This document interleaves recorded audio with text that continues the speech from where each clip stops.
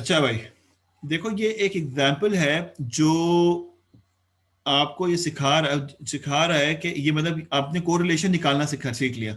अब आप ये डिसाइड करना चाहते हो, गो के आप मैन्युअली कर लो जाके, कोई फर्क नहीं पड़ता। मतलब मुझे बताना ये है कि जो अभी हमने काम किया है कोरिलेशन का, उसमें आप मैन्युअली जाके एक एक कॉलम ड्रॉप कर दें।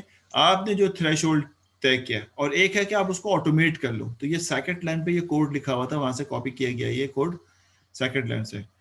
ये क्या कर रहा है, ये एक फंक्शन है। अब समझ में आ जाए तो अच्छी बात है, क्योंकि जाहिर है हम हार्डर से हार्डर की तरफ जा रहे हैं। तो कहता है कि ये बेसिकली एक फंक्शन है। फंक्शन क्या कह रहा है कि आप एक डेटा सेट इसको दें, ठीक है, और थ्रेशोल्ड दे दें। आप उसको डेटा सेट दें और थ्रेशोल्ड दे दीजिए आप उसको।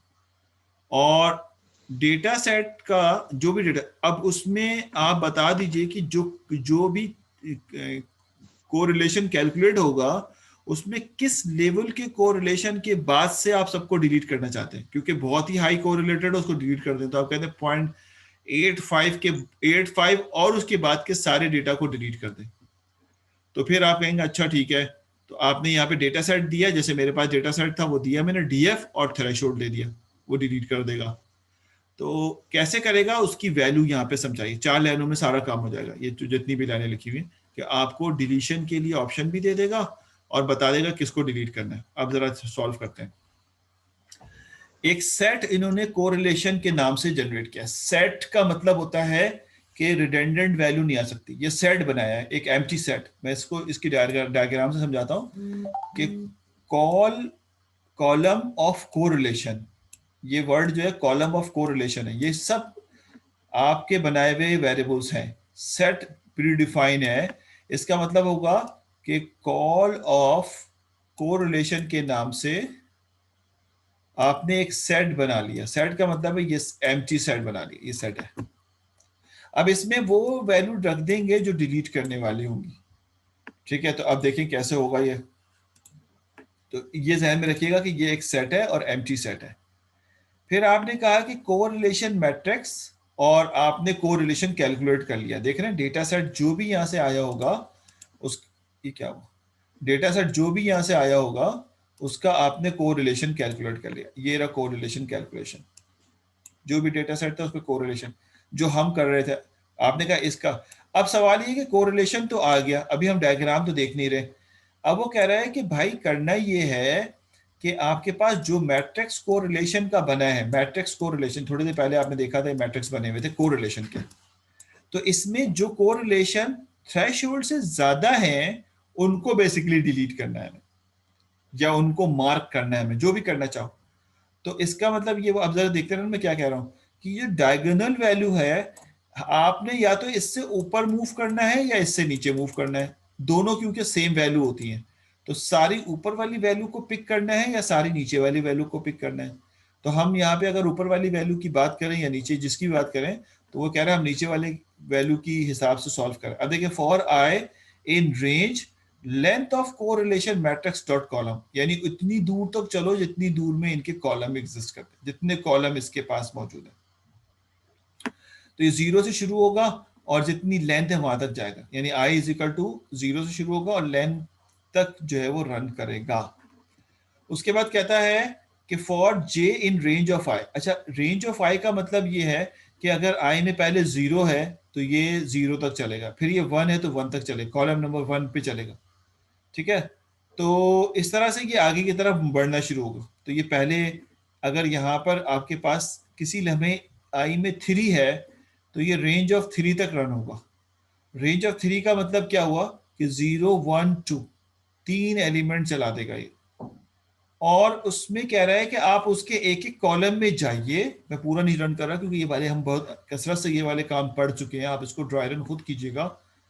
और उसके कॉलम में जाइए आई लॉक, ठीक है, आई कॉमा जे लोकेशन पे जाइए, और जो थ्रेशोल्ड से बड़ा हो, थ्रेशोल्ड यानी आपने कहा 0.75, इस थ्रेशोल्ड, ये मेरा बेसिकली इससे छोटी इससे बड़ी वैल्यू को मैं डिलीट करना चाहता हूँ। उससे बड़े कॉलम, इससे बड़े, यानी जो रिजल्ट है थ्रेशोल्ड अगर कोरिलेशन का ये है तो इस वाले कॉलम को डिलीट करना चाहता हूँ। तो वो बेसिकली उस कॉलम को पिक करेगा अगर उससे बड़ा है थ्रेशोल्ड से, तो बेसिकली वो कोरिलेशन मैट्रिक्स में जाएगा, उस कॉलम को उठा के कॉलम नेम में कॉपी कर देगा, और कॉलम नेम में कॉपी करने के बाद जो सेट है उसके अंदर ऐड करा देगा।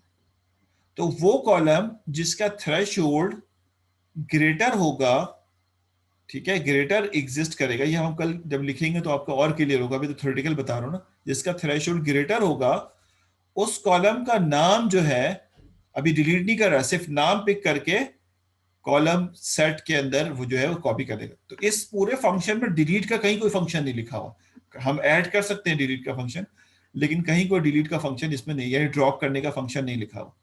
यहाँ पे सिर्फ ये लिखा हुआ है कि आप उसके नाम को पिक कर लें, तो उसका नाम इसके अंदर आ जाएगा, और बाद में जितने भी इसके अंदर ऐसे होंगे जिनके कोरिलेशन कोफिशिएंट का रिलेशनशिप गिवन थ्रेशोल्ड से बड़ा होगा, तो उसके नाम आप एक सेट में जमा कर लेंगे, एड ऑफ दिस सेट, और फिर उसके बाद रिटर्न करके देख लेंगे। तो दिस इज अ बिहेवियर कि आप बेसिकली कुछ भी ना करें, खुद जाके भी ना देखें, सिर्फ ये देख लीजिए कि आपको कितने लिमिट तक के थ्रेशोल्ड को डिलीट करना है और उसके नाम पिक करना है। ये इंशाल्लाह हम जब कल लिखेंगे इसको तो आपको इससे ज़्यादा समझ में आएगा कोरिलेशन का, ताकि हम फिर अपनी मर्जी से किसी भी डेटा सेट के ऊपर रहते हुए इस वाले फंक्शन को यूज़ कर सकें। जैसे टाइटैनिक का डेटा सेट था और एक दो डेटा सेट पे हमने काम किया था, उस पर बासानी उसको हम यूज़ करके जो है वो इसको सिंप्लीफाई कर सकें। तो this is almost the correlation is very important. Covariance से ज़्यादा, देखिए हर एक की अपनी इंपॉर्टेंस है, लेकिन हम कोरिलेशन को सबसे ज़्यादा अपने डेटा साइंस में यूज़ करते हैं, मीन मीडियन मॉड को यूज़ करते हैं। तो इसके सवालात भी इसी तरह हमें सॉल्व करने चाहिए। तो अगर कोई बात पूछनी तो पूछ लीजिए आप। ठीक है, यहाँ तक रखें फिर आज के लिए। Yes sir. Thank you sir. कोई और जी बात? सर। अब रह गया हमारे पास पी वैल्यू। भाई ये ऑलमोस्ट हमने स्टार्ट निपटा दिया है, और अब हम हाइपोथेसिस टेस्ट की तरफ जाएंगे, जिस पे सर रिग्रेशन इसमें शामिल है? क्या चीज? स्टैटिस्टिक्स में रिग्रेशन शामिल है? रिग्रेशन हम लीनियर रिग्रेशन जब हम एमएल में पढ़ेंगे ना, जब पढ़ लेंगे। चलें ठीक है। यानी हम एमएल का मतलब मशीन लर्निंग भी टॉपिक है ना हमारा, तो मशीन लर्निंग जब पढ़ेंगे तो लीनियर रिग्रेशन उस वक्त पढ़ लेंगे, ठीक है सर। क्योंकि उसमें पहला टॉपिक ही लीनियर रिग्रेशन है। ठीक है। ठीक है, तो इंशाल्लाह बस प्रैक्टिस की ज़रूरत है, बाकी अल्हम्दुलिल्लाह हम इसको स्मूथली जो है वो चल रहा है। ये आप जितना हैंड्स ऑन होंगे उतना आपके लिए एडवांटेज होगा। Thank you very much, best of luck, अस्सलाम वालेकुम। हाफिज। अल्लाह हाफिज। अस्सलाम वालेकुम।